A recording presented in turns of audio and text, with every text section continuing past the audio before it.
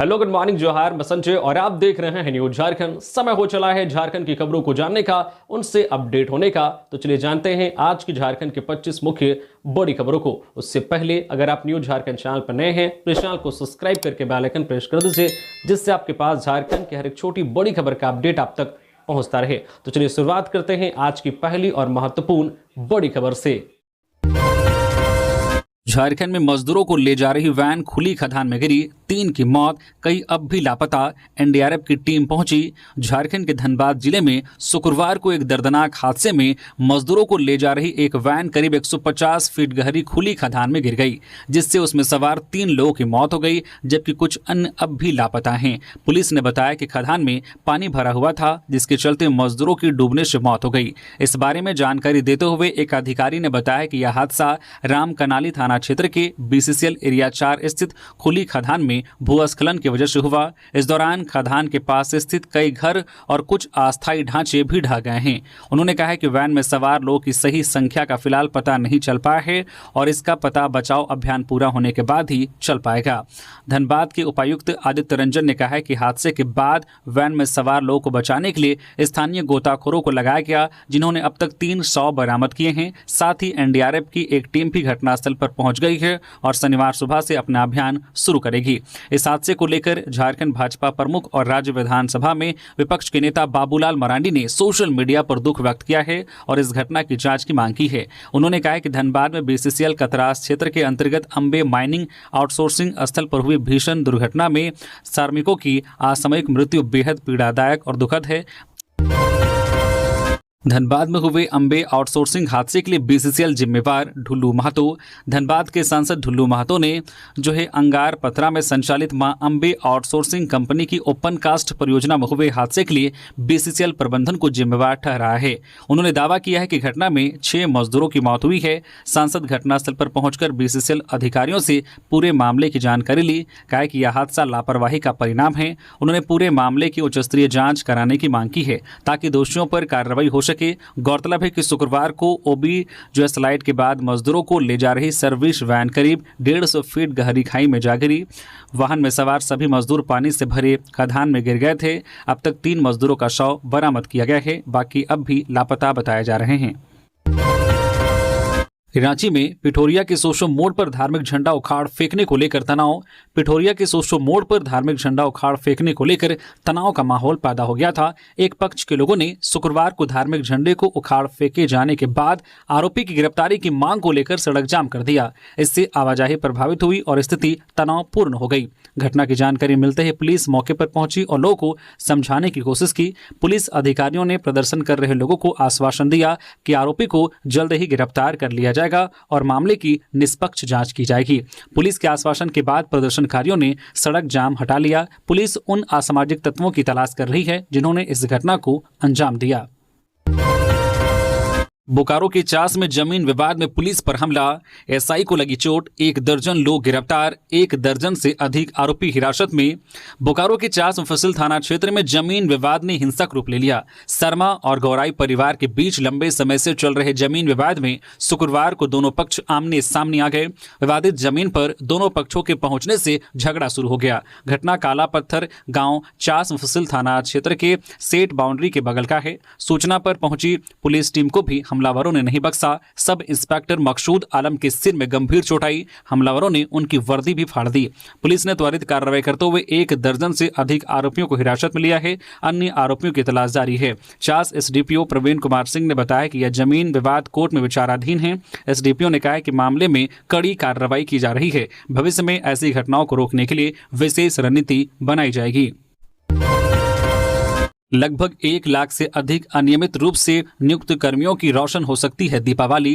राज्य सरकार ने अनियमित रूप से नियुक्त कर्मियों की सेवा नियमितीकरण को लेकर विशेष पहल की है। पिछले दिनों वित्त विभाग के संयुक्त सचिव राजेश बाकला द्वारा यह आदेश जारी किया है। उस आदेश के अनुसार वित्त विभाग के 5 पदाधिकारियों को अलग अलग विभागों से जुड़े नियमितीकरण संबंधित मामलों के लिए प्राधिकृत किया गया है। यह जानकारी संबंधित विभागों द्वारा नियमितीकरण के लिए बुलाई जाने वाली बैठक में उपस्थित रहेंगे। इसके लिए संबंधित संबंधित विभाग वित्त विभाग के नामित पदाधिकारी को 3 दिन पहले सूचना देंगे। इसके अलावा संबंधित विभागों द्वारा अपने अधीनस्थ कार्यालयों को भी इसकी सूचना देंगे। हालांकि अभी तक बहुत स्पष्ट नहीं है, लेकिन सूत्रों का कहना है कि विभागों द्वारा अनियमित रूप से नियुक्त संविदा, आउटसोर्स या दैनिक वेतन भोगी के रूप में कार्यरत कर्मियों की सेवा नियमितीकरण के मामले में अंतिम निर्णय लिया जाएगा। खासकर स्वीकृत एवं रिक्त पद के विरुद्ध कार्यरत कर्मियों की सेवा नियमितीकरण पर विशेष रूप से निर्णय लिया जाएगा। इसमें वित्त विभाग के नामित अधिकारी विशेष रूप से उपस्थित रहेंगे। अगर वह अनुपस्थित रहते हैं तो इसकी सूचना अपने वरीय अधिकारियों को देंगे। सरकार के इस पहल से राज्य में उपरोक्त पदों पर कार्यरत लगभग 1 लाख से अधिक कर्मियों के नियमितीकरण पर विचार किया जाएगा। उम्मीद है कि ऐसे कर्मियों की इस बार दीपावली रोशन हो सकती है। नई दिल्ली में राष्ट्रीय शिक्षक पुरस्कार से सम्मानित हुई श्वेता शर्मा। राष्ट्रपति द्रौपदी मुर्मू ने किया पुरस्कृत। देवघर की शिक्षिका श्वेता शर्मा को शुक्रवार को नई दिल्ली में राष्ट्रीय शिक्षक पुरस्कार 2025 से सम्मानित किया गया। विवेकानंद मध्य विद्यालय देवघर की शिक्षिका श्वेता शर्मा बच्चों को पढ़ाने की अपनी अनूठी शैली, अबुआ जादुई पिटारा से शिक्षा व्यवस्था को नई ऊंचाइयों तक ले जाने में अपनी पहचान बनाई है। नई दिल्ली के विज्ञान भवन में राष्ट्रपति द्रौपदी मुर्मू ने उन्हें इस प्रतिष्ठित सम्मान से सम्मानित किया। राष्ट्रीय शिक्षक पुरस्कार 2025 के लिए देश भर से 45 शिक्षकों में झारखंड से सिर्फ श्वेता शर्मा शामिल थी। इस पुरस्कार के तहत उन्हें 50,000 रुपए की नगद राशि, रजत पदक और प्रशस्ति पत्र प्रदान किया गया। शिक्षक दिवस पर राज्य के 128 शिक्षक सम्मानित, 2 शिक्षकों को मिला विशेष सम्मान। शिक्षक दिवस के अवसर पर शुक्रवार को राजधानी रांची में राज्य स्तरीय सम्मान समारोह का आयोजन किया गया। झारखंड शिक्षा परियोजना परिषद JEPC के सभागार में आयोजित इस समारोह में राज्य के विभिन्न जिलों से आए कुल 128 शिक्षकों को सम्मानित किया गया। समारोह में मुख्य रूप से उन शिक्षकों को सम्मानित किया गया जिन्होंने राज्य सरकार की ओर से संचालित सतत व्यावसायिक विकास कार्यक्रम CCPD के अंतर्गत उल्लेखनीय योगदान दिया है। इस मौके पर शिक्षकों को शॉल, स्मृति चिन्ह और प्रशस्ति पत्र देकर सम्मानित किया गया। कार्यक्रम का उद्देश्य न सिर्फ शिक्षकों को सम्मान देना था, बल्कि उन्हें प्रेरित करना भी था ताकि वे शिक्षा की गुणवत्ता में और सुधार लाने के लिए निरंतर प्रयासरत रहें। इस मौके पर शिक्षा विभाग के अधिकारियों ने कहा है कि सम्मानित शिक्षक राज्य के लिए आदर्श हैं, जिनके कार्यों से अन्य शिक्षकों को प्रेरणा मिलेगी।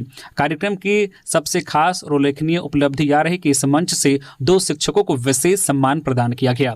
ये दोनों शिक्षक राष्ट्रीय शिक्षक पुरस्कार 2025 के लिए अनुशंसित किए गए हैं। इनमें रामगढ़ जिले के सुरेंद्र प्रसाद गुप्ता और चतरा जिले के मनोज कुमार चौबे शामिल हैं। इन्हें समारोह में विशेष रूप से आमंत्रित कर सम्मानित किया गया। दोनों शिक्षकों को 25,000 रुपए की सम्मान राशि, शॉल और प्रशस्ति पत्र प्रदान किया गया। रामगढ़ के रजरप्पा मंदिर जा रहे श्रद्धालुओं से भरा ऑटो पलटने से ड्राइवर की मौत, बिहार के 9 श्रद्धालु घायल। रामगढ़ बोकारो मार्ग के चित्रपुर रेलवे ओवरब्रिज आरक्षी शिविर के समीप शुक्रवार को रजरप्पा मंदिर जा रहे श्रद्धालुओं से भरा ऑटो पलटकर दुर्घटनाग्रस्त हो गया।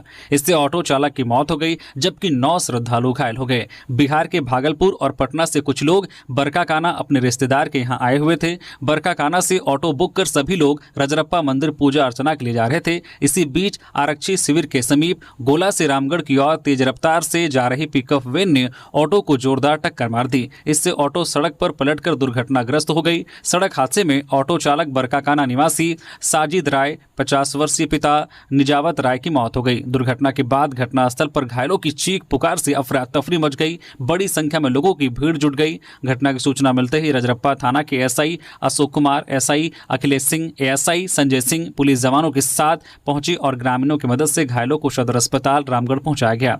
घटना के बाद पिकअप वैन चालक फरार हो गया। पुलिस दुर्घटनाग्रस्त ऑटो और पिकअप वैन को जब्त कर रजरप्पा थाने ले आई। इधर घटना में ऑटो चालक साजिद राय 50 वर्षीय की मौत हो गई, जबकि बिहार के भागलपुर निवासी कुंदन कुमार 25 वर्षीय, संगीता देवी 50 वर्षीय एवं पटना निवासी रेखा देवी 50 वर्षीय, चंद्रावती देवी 52 वर्षीय, बबीता देवी 52 वर्षीय, रामपति देवी 60 वर्षीय, नेहा कुमारी 25 वर्षीय, रानी कुमारी 24 वर्षीय, पूजा देवी 35 वर्षीय घायल हो गए। सभी घायलों का इलाज सदर अस्पताल रामगढ़ में किया जा रहा है, जबकि गंभीर स्थिति को देखते हुए बबीता देवी को रिम्स रांची रेफर किया गया है।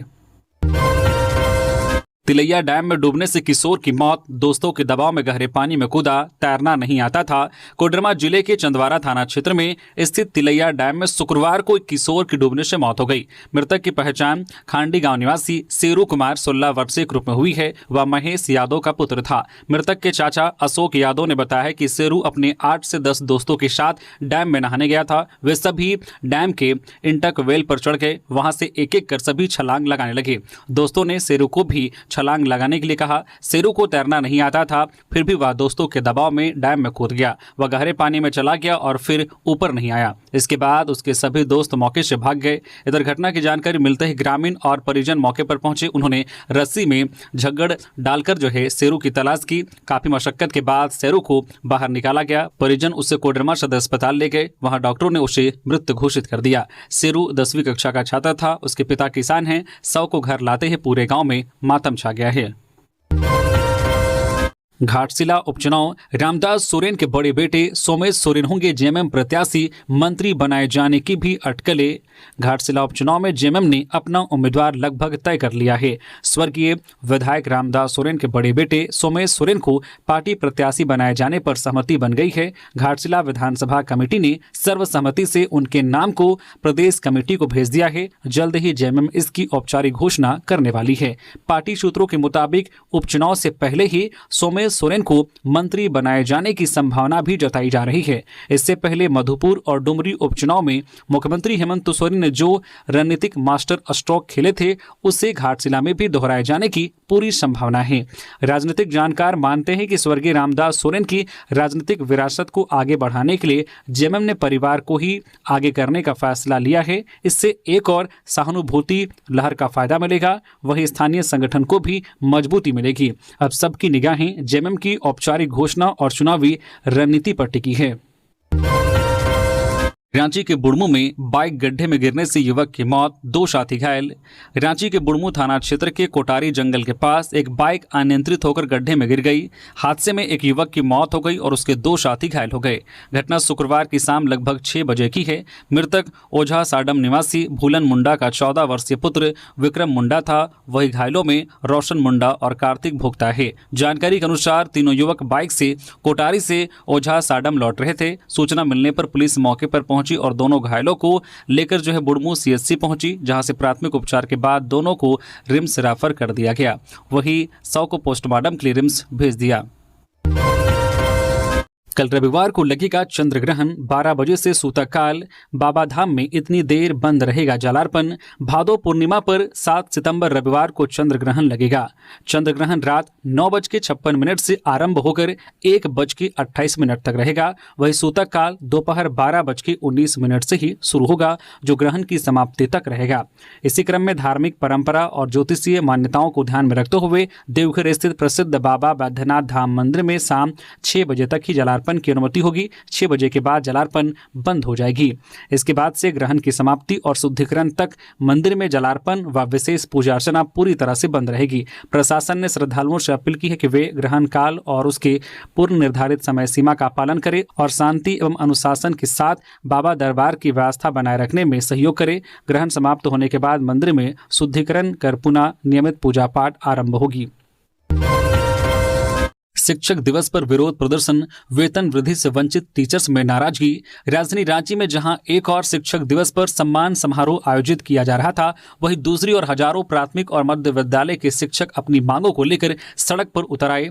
अखिल झारखंड प्राथमिक शिक्षक संघ रांची इकाई के आह्वान पर निकले इस जुलूस ने जिला शिक्षा अधीक्षक डीएससी बादल राज के आदेश की प्रतियां जलाकर विरोध दर्ज किया। संघ के आह्वान पर जिला भर के शिक्षक सबसे पहले कचहरी स्थित शिक्षा परिसर पहुंचे। वहां उन्होंने भारत के पूर्व राष्ट्रपति और दार्शनिक डॉक्टर सर्वपल्ली राधाकृष्णन के चित्र पर माल्यार्पण कर उन्हें नमन किया। इसके बाद सभी शिक्षक जुलूस की शक्ल में नागा बाबा खटाल के पास एकत्रित हुए और डीएससी द्वारा जारी आदेश की प्रतियां जलाकर विरोध जताया। बता दें कि जिला शिक्षा अधीक्षक ने शिक्षकों की वार्षिक वेतन वृद्धि के लिए प्रथम श्रेणी दंडाधिकारी से शपथ पत्र लेने का निर्देश जारी किया था। इसी आदेश को लेकर शिक्षकों में जबरदस्त नाराजगी है।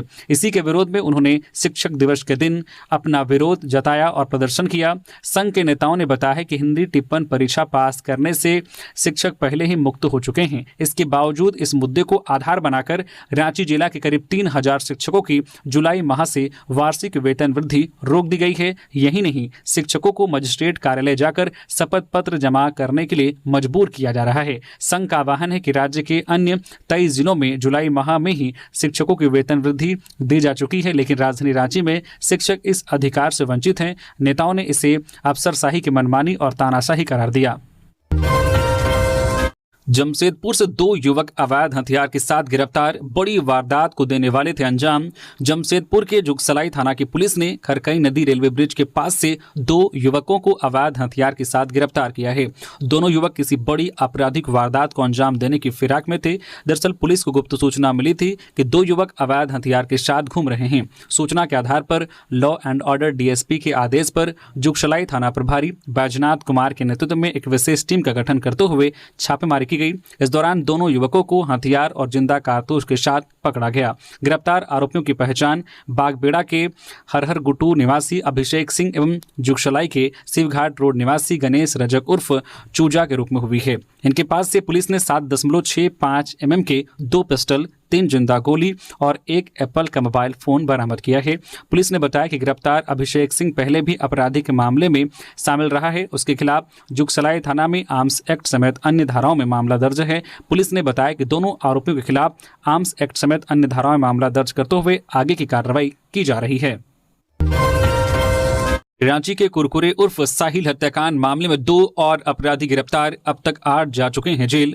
कुरकुरे उर्फ साहिल हत्याकांड मामले में 2 और अपराधियों को गिरफ्तार किया गया है। इस मामले में हिंदपीढ़ी पुलिस पहले ही मुख्य आरोपी सहित 6 लोगों को जेल भेज चुकी है। अब तक कुल 8 आरोपी जेल जा चुके हैं। शुक्रवार को जिन 2 आरोपियों को जेल भेजा गया है उनके नाम मोहम्मद फैजान अहमद उर्फ लोढ़ा अहमद और अथार तौहीद हैं। दोनों हिंदपीढ़ी क्षेत्र के रहने वाले हैं। कोतवाली डीएसपी प्रकाश सोय ने बताया कि कुरकुरे हत्याकांड मामले में शामिल अपराधियों के साथ साथ उन्हें पनाह और संरक्षण देने वालों के खिलाफ भी कार्रवाई की जा रही है। अब तक 8 लोगों को जेल भेजा जा चुका है। आगे की कार्रवाई जारी है। रांची में दुर्गा पूजा 2025 की तैयारी शुरू। आगामी दुर्गा पूजा 2025 को लेकर रांची जिला प्रशासन पूरी तरह से तैयारी में जुट गया है। इसी कड़ी में उपायुक्त मंजूनाथ भजंत्री की अध्यक्षता में शुक्रवार को जिला स्तर के वरीय अधिकारियों के साथ एक महत्वपूर्ण बैठक हुई। बैठक में विधि व्यवस्था, साफ सफाई, बिजली आपूर्ति, ट्रैफिक मैनेजमेंट और पूजा पंडालों की सुरक्षा जैसे मुद्दों पर खास चर्चा की गई। बैठक में वरीय पुलिस अधीक्षक रांची चंदन कुमार सिन्हा, अपर जिला दंडाधिकारी व्यवस्था राजेश्वर नाथ आलोक, शहर और ग्रामीण एसपी, अनुमंडल पदाधिकारी सदर, नगर निगम के अधिकारी और सभी डीएसपी मौजूद रहे। उपायुक्त मंजूनाथ भजंत्री ने कहा है कि दुर्गा पूजा रांची के लिए सबसे बड़ा सांस्कृतिक और धार्मिक पर्व है। यह पर्व शांति, सुरक्षा और उत्साह के माहौल में संपन्न हो, इसके लिए सभी विभाग मिलकर काम करें। शहीद सुनील राम को नम आंखों से दी गई अंतिम विदाई। अमर रहे के नारों से गूंजा इलाका। शहीद सुनील राम का पार्थिव शरीर गुरुवार को जैसे ही पलामू के हैदरनगर पहुंचा, लोग उनके अंतिम दर्शन को मर पड़े। महिला, पुरुष, बच्चे, बूढ़े सभी अपने वीर सपूत को देखने के लिए आतुर दिखे। जगह जगह फूल माला अर्पित कर उन्हें श्रद्धांजलि दी गई। गुरुवार को उनके पैतृक आवास पर शव को रखा गया था, क्योंकि सुनील राम के माता पिता हरियाणा में थे। उनके शुक्रवार को परता गांव पहुंचने के बाद दाह संस्कार की प्रक्रिया शुरू की गई। पलामू जिला के परता गांव के बलिदानी सुनील राम की पत्नी शोभा देवी और 2 मासूम बच्चे 7 वर्षीय युवराज और 5 वर्षीय आयुष को देख सभी की आंखें भर आई। अंतिम संस्कार के समय दोनों मासूम अपने पिता की अर्थी को पकड़कर सिसक रहे थे। वही सुनील के पिता जो है मलुकन राम मुखाग्नि देने की तैयारी में जुटे थे। सुनील की पत्नी शोभा देवी रोते रोते अचेत हो गई थी। माता और अन्य जो है महिलाओं का भी रो रो कर बुरा हाल था। जब शव यात्रा पैतृक गांव परता से निकला तो माहौल गम और गर्व से विभोर उठा। हजारों की भीड़ अंतिम यात्रा में उमड़ पड़ी। युवा लगातार सुनील राम अमर रहे के नारे लगाते रहे। हर किसी की आंखें नम थी, लेकिन चेहरे पर गर्व साफ झलक रहा था। मुखाग्नि से पहले पुलिस जवानों ने शोक सलामी देकर अपने साथी को अंतिम सम्मान अर्पित किया। धनबाद में उधारी लौटाने को कहा तो दोस्त ने चाकू से मारकर किया घायल। धनबाद जिले के कुमारधोबी ओपी क्षेत्र के चिरकुंडा सिलीबड़ी में पैसों के लेन देन को लेकर दोस्ती का रिश्ता खून से रंग गया। अपना ही दिया पैसा मांगने पर एक युवक आफ्ताब अंसारी को उसके दोस्त ने चाकू से मारकर घायल कर दिया। जानकारी के मुताबिक करीब 10 दिन पहले आफ्ताब ने अपने दोस्त मोनू को 1 लाख रुपए उधार दिया था। गुरुवार की शाम आफ्ताब ने जब पैसे लौटाने को कहा तो मोनू बहाने बनाने लगा। मोनू ने बहाना बनाकर आफ्ताब को जंगल की ओर ले गया। कहा कि कोई व्यक्ति रुपए लेकर आ रहा है। काफी देर इंतजार करने के बाद जब कोई नहीं आया तो दोनों बाइक से लौटने लगे। इसी दौरान पीछे बैठे मोनू ने अचानक चाकू निकालकर आफ्ताब की गर्दन और शरीर के अन्य हिस्सों पर कई वार कर दिए। गंभीर रूप से घायल आफ्ताब किसी तरह जान बचाकर अस्पताल पहुंचा, जहां प्राथमिक उपचार के बाद डॉक्टरों ने उसे बेहतर इलाज के लिए SNMCH रेफर कर दिया। अस्पताल में इलाजरत आफ्ताब ने शुक्रवार को मीडिया को बताया कि उसने दोस्ती और भरोसे के नाते मोनू को 1 लाख रुपए दिए थे, लेकिन पैसे लौटाने की जगह मोनू ने जानलेवा हमला कर दिया। परिजनों की लिखित शिकायत पर पुलिस ने जो मामला दर्ज कर लिया है। पुलिस आरोपी मोनू की तलाश में जुट गई है। गढ़वा में ईद मिलाद उन नबी पर करबला मैदान पहुंचे पूर्व मंत्री मिथिलेश ठाकुर, लोगों को दी मुबारकबाद। गढ़वा जिला मुख्यालय स्थित करबला मैदान में आयोजित जश्न ए ईद मिलाद उन नबी के पावन अवसर पर झारखंड सरकार के पूर्व मंत्री एवं झामो के केंद्रीय महासचिव मिथिलेश कुमार ठाकुर शामिल हुए। इस मौके पर उन्होंने लोगों को ईद मिलाद उन नबी की बधाई और शुभकामनाएं दी। लोगों ने मिथिलेश ठाकुर का पगड़ी बांधकर और माला पहनाकर गर्मजोशी से स्वागत किया। इस अवसर पर पूर्व मंत्री ने कहा कि ईद मिलाद उन नबी पैगंबर हजरत मोहम्मद साहब के जन्मदिन के रूप में मनाया जाता है, जो इस्लाम धर्म के सबसे महत्वपूर्ण पर्वों में से एक है। रामगढ़ में गोमती नदी में डूबने से एक व्यक्ति की मौत, परिवार में कोहराम। रामगढ़ जिले के गोला थाना क्षेत्र के हुप्पू पंचायत निवासी 58 वर्षीय मानकी महतो की गोमती नदी में डूबने से मौत हो गई। जानकारी के अनुसार मानकी महतो गुरुवार शाम करीब 5 बजे से लापता थे। परिजनों ने रात भर उनकी खोजबीन की, लेकिन अंधेरा होने की वजह से उनका कोई सुराग नहीं मिल सका। शुक्रवार की अहल सुबह जब ग्रामीण नदी किनारे पहुंचे तो गोमती नदी में उनका शव देखा। इसके बाद परिजनों और ग्रामीणों को इसकी सूचना दी गई। सूचना पर गोला पुलिस मौके पर पहुंची और शव को कब्जे में लेकर पोस्टमार्टम के लिए सदर अस्पताल रामगढ़ भेजा। इस संबंध में स्थानीय लोगों ने बताया है कि मृतक मानकी महतो अपने परिवार के साथ गोला पॉलिटेक्निक मोड़ के पास मकान में रहते थे। उनके अचानक इस तरह लापता होने और फिर शव के नदी से मिलने की घटना से हर कोई स्तब्ध है। शव की पहचान होते ही परिजनों का रो रो कर बुरा हाल है। घटनास्थल पर सैकड़ों ग्रामीण इकट्ठा हो गए और परिजनों को ढाढ़स बंधाया। घटना के बाद माहौल गमगीन हो गया। जामताड़ा में मंत्री इरफान अंसारी का बयान, कहा बिहार विधानसभा चुनाव में आएंगे चौंकाने वाले परिणाम। सूबे के स्वास्थ्य मंत्री इरफान अंसारी ने जामताड़ा के सर्किट हाउस में मीडिया से बातचीत में कई मुद्दों पर बयान दिया है। मंत्री ने कहा है कि इस बार बिहार विधानसभा चुनाव के चौंकाने वाले परिणाम आएंगे। उन्होंने दावा करते हुए कहा है कि बिहार की जनता परिवर्तन चाहती है। उन्होंने कहा है कि बिहार की जनता पूरी तरह से त्रस्त और परेशान है। बिहार की जनता इस बार भाजपा को देखना नहीं चाहती है। जनता इस बार हिसाब मांग रही है। स्वास्थ्य मंत्री इरफान अंसारी ने भाजपा पर जात पात और धर्म के नाम पर लोगों को बांटने का आरोप लगाया है। उन्होंने कहा है कि भाजपा की यह नीति देश के लिए काफी घातक है। स्वास्थ्य मंत्री इरफान अंसारी ने प्रधानमंत्री मोदी की मां को लेकर अपशब्द कहे जाने के मामले में बुलाए गए बिहार बंद पर प्रतिक्रिया देते हुए कहा है कि बिहार बंद बुलाए जाने से कई लोगों की जान चली गई। उन्होंने प्रधानमंत्री मोदी की मां का अपमान मामले को साजिश बताया। इरफान अंसारी ने कहा है कि कांग्रेस संस्कार वाली पार्टी है। पार्टी के कार्यकर्ता सभी मां बहनों का सम्मान करते हैं। उन्होंने कहा कि पीएम मोदी की मां के बारे में अपशब्द किसी कांग्रेस कार्यकर्ता ने नहीं कही थी, बल्कि भाजपा कार्यकर्ता ने कही थी या एक सुनियोजित साजिश के तहत किया गया था। इस मामले में बिहार की जनता को गुमराह किया जा रहा है ताकि वोट लेने का काम किया जा सके, लेकिन बिहार की जनता सब समझ चुकी है। देवघर विधायक सुरेश पासवान की तबियत बिगड़ी, दिल्ली के मैक्स हॉस्पिटल में भर्ती। देवघर के राष्ट्रीय जनता दल आरजेडी के विधायक सुरेश पासवान की तबियत बिगड़ गई, जिसके बाद उन्हें दिल्ली के मैक्स हॉस्पिटल में भर्ती कराया गया है। फिलहाल उनका इलाज चल रहा है। विधायक की बीते कुछ दिनों से तबियत खराब थी। विधायक सुरेश पासवान के निजी सचिव प्रमोद यादव ने बताया है कि पिछले कुछ दिनों से विधायक सुरेश पासवान को कमजोरी महसूस हो रही थी। कमजोरी की वजह से वह ठीक से चल भी नहीं पा रहे थे। धीरे धीरे तबियत खराब हो रही थी। देवघर से दिल्ली आने के बाद सर गंगाराम अस्पताल में उनका फुल बॉडी चेकअप किया गया, जिसमें 300 से अधिक ब्लड शुगर के साथ साथ किडनी और लिवर में इन्फेक्शन पाया गया। प्रमोद ने बताया कि डॉक्टर की सलाह पर उन्हें मैक्स हॉस्पिटल दिल्ली में भर्ती कराया गया है, जहां फिलहाल उनका इलाज चल रहा है। तबियत में धीरे धीरे सुधार हो रहा है। डॉक्टरों के अनुसार किसी प्रकार की कोई खतरे की बात नहीं है। 3 से 4 दिनों में सेहत में सुधार आने के बाद उनको छुट्टी दी जाएगी।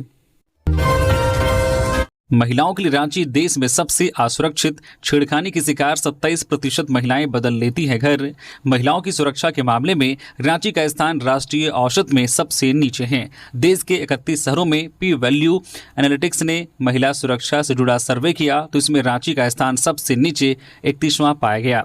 राष्ट्रीय महिला आयोग की चेयरपर्सन विजय किशोर जो है राहटकर द्वारा जारी नारी 2025 रिपोर्ट में रांची से 27% महिलाओं ने कहा है कि छेड़खानी की घटना होने पर वो अपना घर या क्षेत्र बदल लेती है। इनमें से 9% महिलाएं अपने साथ हुए अपराध के बारे में किसी को बताती भी नहीं हैं।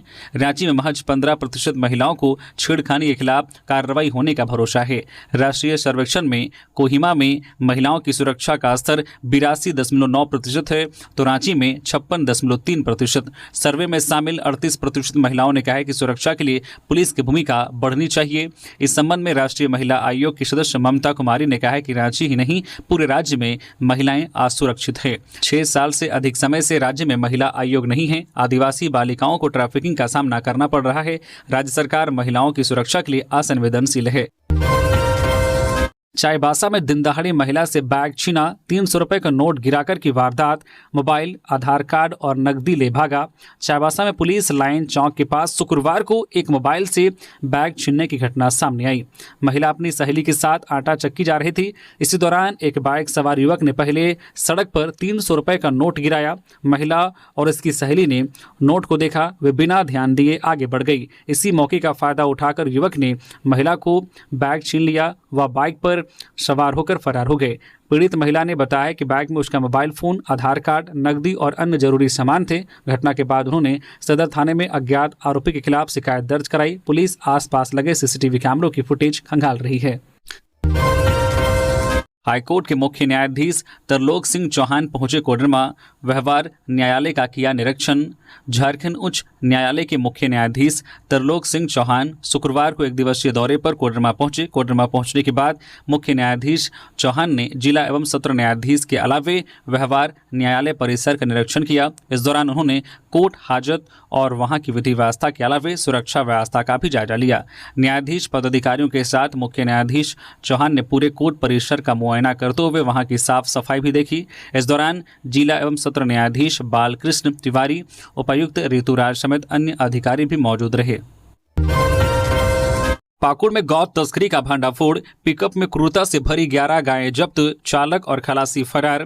पाकुड़ जिले में हिरनपुर थाना पुलिस ने बजरंग दल के कार्यकर्ताओं के सहयोग से गौ तस्करी का एक मामला पकड़ा है। पुलिस ने एक पिकअप वाहन से 11 गायों को बरामद किया है। वाहन के चालक और सहचालक मौके से फरार हो गए। बजरंग दल के कार्यकर्ताओं को सूचना मिली थी कि 6 से 7 पिकअप वाहनों में गायों को लादकर हिरनपुर लाया जा रहा है। इस सूचना पर कार्यकर्ताओं ने पुलिस को सूचित किया। हिरनपुर थाना क्षेत्र के सहरग्राम और खजूरडंगा गांव के पास पुलिस और कार्यकर्ता तैनात हो गए। इस दौरान 5 से 6 पिकअप वाहन तेज गति से भाग निकले। पुलिस और कार्यकर्ताओं ने एक पिकअप को रोका। वाहन में क्रूरता पूर्वक लादी गई 11 गायें मिली। पुलिस वाहन और गायों को थाना ले गई। जीएसटी सुधार से हर वर्ग को राहत, खपत और अर्थव्यवस्था को मिलेगी रफ्तार। दीपक प्रकाश। भाजपा के पूर्व प्रदेश अध्यक्ष राज्यसभा सांसद दीपक प्रकाश ने मोदी सरकार के द्वारा जीएसटी सुधार 2.0 लागू किए जाने का स्वागत करते हुए इसे भारतीय अर्थव्यवस्था के लिए एक क्रांतिकारी कदम बताया है। उन्होंने प्रेस रिलीज जारी करते हुए कहा है कि केंद्र सरकार द्वारा 400 वस्तुओं पर जीएसटी कम करने से हर वर्ग को राहत, खपत व अर्थव्यवस्था को रफ्तार मिलेगी। जीएसटी के कम होने से छोटे छोटे व्यापारियों के साथ साथ आम लोग की जेब का बोझ कम होगा। आम लोग की सभी दैनिक उपयोग, स्वास्थ्य सेवा और शिक्षा की जरूरी चीजों पर दरों में कटौती होगी। दीपक प्रकाश ने कहा कि 400 से अधिक वस्तुओं पर कर कम करने के फैसले से आम आदमी के रोजमर्रा के खर्चों में राहत मिलेगी। उन्होंने आशा व्यक्त करते हुए कहा कि जीएसटी कम होने से त्योहारी सीजन में 7 से 8% तक खरीदारी में वृद्धि होगी। गिरिडीह में एक रात में 4 घरों से चोरी, नगद और जेवरात समेत 7 लाख रुपए की संपत्ति गायब। परिजनों को सुबह मिली घटना की जानकारी। गिरिडीह जिले के सरिया थाना क्षेत्र में गुरुवार रात चोरों ने 4 घरों को निशाना बनाया। चोरों ने नगद और जेवरात समेत करीब 7 लाख रुपए की संपत्ति की चोरी कर ली। बड़की सरिया निवासी रोहानी देवी के घर में चोरों ने सबसे ज्यादा नुकसान किया। उनके घर से 2.5 लाख रुपए नगद और सोना चांदी के आभूषण समेत 5 लाख रुपए की संपत्ति चोरी कर ली। बुंदिया देवी के घर से मंगलसूत्र, पायल और 18,000 रुपए नगद चुरा लिए गए। गोविंद स्वर्णकार के घर से 18,000 रुपए नगद गायब हुए। संतोष मंडल के घर से 16,000 नगद और जेवरात समेत 1 लाख रुपए की संपत्ति की चोरी हुई। चोर रात में छत के दरवाजे तोड़कर घर में घुसे। उन्होंने अलमारी और संदूक के ताले तोड़े। परिवार के सदस्यों को चोरी का पता सुबह नींद खुलने पर चला। सूचना मिलते ही सरिया थाना पुलिस मौके पर पहुंची। थाना प्रभारी आलोक सिंह ने कहा कि चोरी की घटना की पुष्टि हो गई है। पुलिस जांच कर रही है और जल्द ही आरोपियों को गिरफ्तार किया जाएगा। धनबाद और जामताड़ा में धूमधाम से मनाया गया ईद मिलाद उन नबी पर्व। जुलूस में शामिल हुए हजारों लोग। धनबाद के विभिन्न प्रखंड, गांव और कस्बों में शुक्रवार को मोहब्बत एवं शांति का पर्व धूमधाम से मनाया गया। वहीं कुमारधोबी में जो है सिवली बाड़ी जामा मस्जिद के मौलाना मसूद अख्तर के नेतृत्व में जुलूस निकाला गया, जिसमें हजारों लोग शामिल हुए। सभी हाथों में इस्लामी झंडा लेकर फहराते हुए सड़कों पर निकल पड़े। बुजुर्गों से लेकर छोटे छोटे बच्चे भी झंडा लेकर जुलूस में शामिल हुए। इस पाक मौके पर इलाकों को पताकों एवं विभिन्न जो है रंगों के कपड़ों से सजाया गया। कुमारधोबी ओवरब्रिज पूरी तरह से पहले ही सजा हुआ था। जगह जगह पर टेंट लगाकर जुलूस के स्वागत को लेकर विभिन्न प्रकार के व्यंजन एवं पानी की व्यवस्था की गई। जुलूस में लोगों का उत्साह देखने लायक था। इधर जामताड़ा में भी पैगंबर इस्लाम हजरत मोहम्मद के जन्मदिन 12 रबीउल अव्वल ईद ए मिलादुन्नबी बड़े धूमधाम से मनाया गया। मुस्लिम धर्म द्वारा गाजे बाजे के साथ शोभा यात्रा निकाली गई, जिसमें छोटे से लेकर बड़े तक सभी लोग शामिल होकर नारा लगाते हुए चल रहे थे। दुर्गोत्सव की तैयारी। करोड़ों की लागत से बन रहे पूजा पंडाल में विराजेंगी मां दुर्गा। राजधानी रांची सहित पूरे प्रदेश भर में दुर्गा पूजा की तैयारी जोरों पर है। एक से बढ़कर एक पूजा पंडाल बनाए जा रहे हैं। इस पूजा पंडाल पर करोड़ों रुपए खर्च होने की संभावना है। अकेले राजधानी रांची में बन रहे पूजा पंडालों पर करीब 60 से 80 करोड़ रुपए खर्च होंगे। सबसे महंगा पूजा पंडाल जिला स्कूल मैदान में बन रहा है, जिस पर करीब 1 करोड़ रुपए खर्च होगा। श्री रामलला पूजा समिति की ओर से बन रहा यह पूजा पंडाल झारखंड का सबसे बड़ा दुर्गा पूजा पंडाल होगा। यह पूजा पंडाल गुजरात के भुज स्थित प्रसिद्ध स्वामी नारायण मंदिर के प्रारूप पर बन रहा है। करीब 14,000 वर्ग फीट क्षेत्र में बन रहा यह पूजा पंडाल 140 फीट लंबा और 120 फीट चौड़ा होगा। इस पंडाल को बंगाल के प्रसिद्ध कारीगर उत्तम दा के नेतृत्व में 150 से अधिक कारीगर निर्माण करने में जुटे हुए हैं। इसी तरह हरमू में बन रहे वृंदावन के प्रेम मंदिर के प्रारूप पर करीब 70 लाख रुपए खर्च होगा। रातू रोड स्थित आर स्पोर्टिंग और रांची रेलवे स्टेशन के पास बन रहे पूजा पंडाल पर क्रमशः 70 और 80 लाख रुपए खर्च होंगे। समय के साथ पूजा पंडाल की लागत में वृद्धि होती चली गई। महंगाई के साथ साथ प्रतिस्पर्धा के कारण हालात यह है कि एक एक पूजा पंडाल करोड़ रुपए में तैयार हो रहा है। राजधानी के हरमू पंच मंदिर पूजा समिति के अध्यक्ष मनोज पांडे भी मानते हैं कि प्रतिस्पर्धा के कारण लागत जरूर बढ़ी है, मगर लोगों की आस्था और इससे जुड़े रोजगार को भी नजरअंदाज नहीं किया जा सकता। तो ये थी झारखंड की टॉप बड़ी खबरें। इसी तरह से झारखंड की हर एक छोटी बड़ी खबर देखने के लिए प्लीज न्यूज झारखंड चैनल को सब्सक्राइब करके बेल आइकन प्रेस कर दीजिए, जिससे आपके पास झारखंड की हर एक छोटी बड़ी खबर का अपडेट आप तक पहुंचता रहे। तो अभी के लिए बस इतना ही। हमें दीजिए इजाजत, फिर मिलते हैं नेक्स्ट खबरों के साथ। धन्यवाद।